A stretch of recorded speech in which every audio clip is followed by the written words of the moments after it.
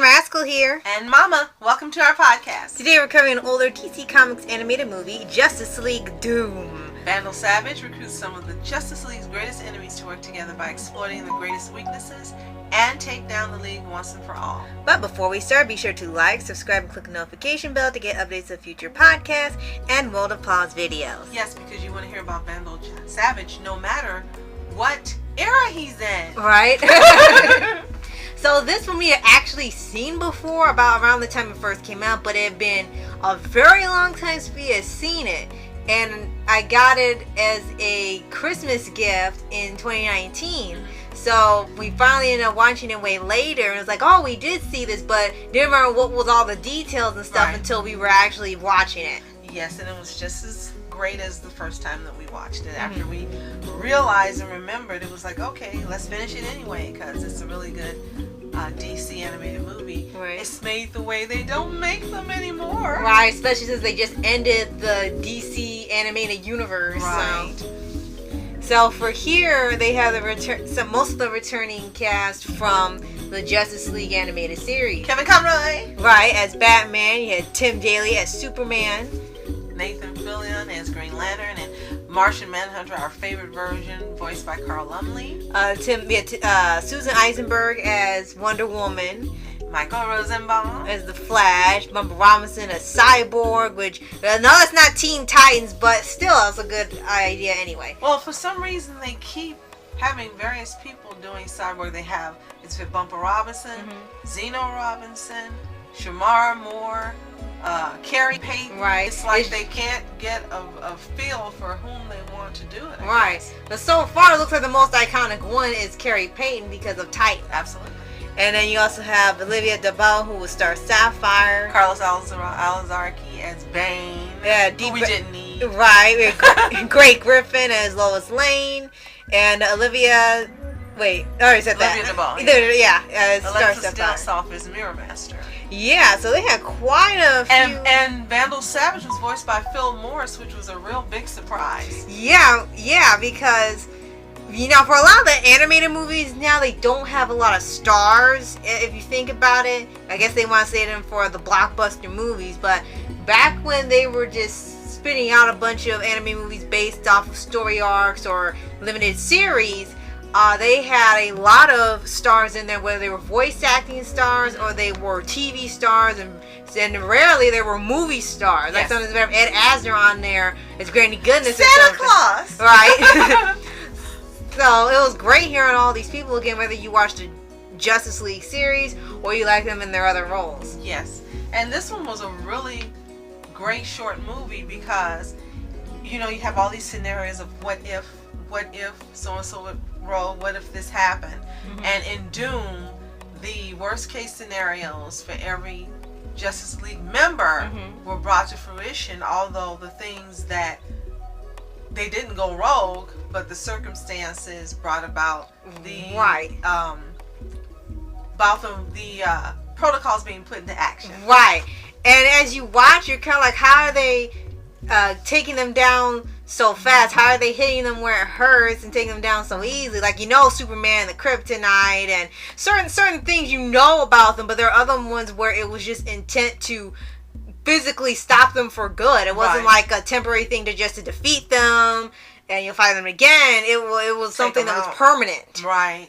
And of course, the biggest threat of all, as always, is Batman. Yeah, yes, we got to. I pointed this out to Mama when we got towards the end of the movie, is that the reason why Vandal was able to tell the enemies how to defeat their respective heroes or their nemesis was that they got the information from the Batcave, and Batman had, as you said, a protocol, not just for Superman with the kryptonite, but everyone how to take them down if they happen to go rogue. Right. And then the funniest part was that when you first watch the movie, before you get to that part of the movie, when you get to the beginning of the movie, the first person they take out of the entire league, not Superman, not Wonder Woman, not the Martian Manhunter, Batman is the one they need to kill off first.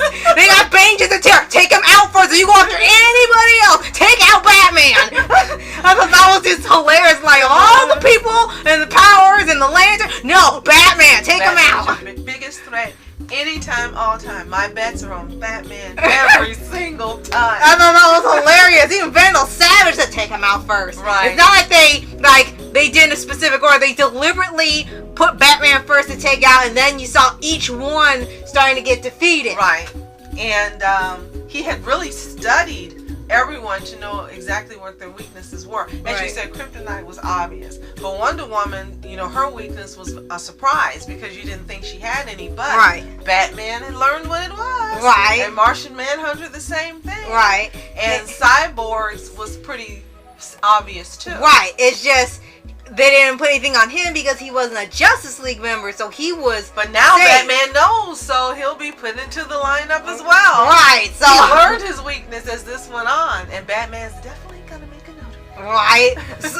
And that was probably like the funniest part of this, both in a comedic and an irony way, where all these threats and people with powers, and that's the person that was the biggest threat, and they need to take down first before they take out the Man of Steel or anybody. Right. But in the Flash also, we had seen something like this in Young Justice with Wally. Remember when they were trying to? It was Wally and another Flash, and this in the original series when they were running around the universe trying to stop a bomb from going off. Right. So we had seen something like this already in that. So you kind of knew Flash's weakness. And here, if you stop running, you die. Right. And we were like, okay, we've seen a version of this in Young Justice. Right. Already. So that one wasn't a surprise either. Right. But Wonder Woman's was a surprise. Martian Manhunter's was sort of a surprise.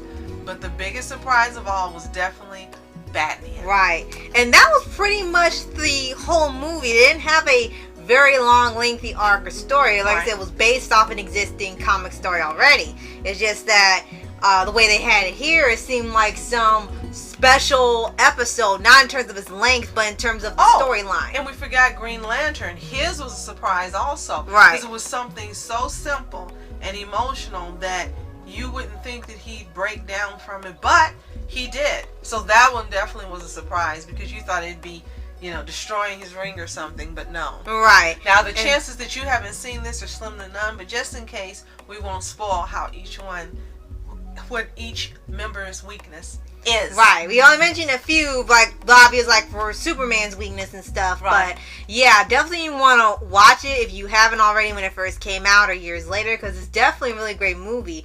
And when we found out Dwayne McDuffie co-wrote this one, it's no surprise. Everything he writes is usually fantastic. Absolutely. And this is one of them. This, I think, was his final movie before he passed. Yes. So this is just another one of his legendary movies for DC Comics. And we love Dwayne McDuffie because everything he made was filled with a moral or a message and interesting, layered characters that were well-rounded, well-written stories, and everything that he put his hands to just turned to gold. And it seemed to be like it was done without much effort. It was just his gift that he had. And there, of course, you've seen Ben 10. Of course, you've seen Teen Titans, Static. Exactly. So anything you've seen that his name has been on, as Rascal said, it's just high quality. It's just gonna be something you're gonna enjoy watching, and you're gonna get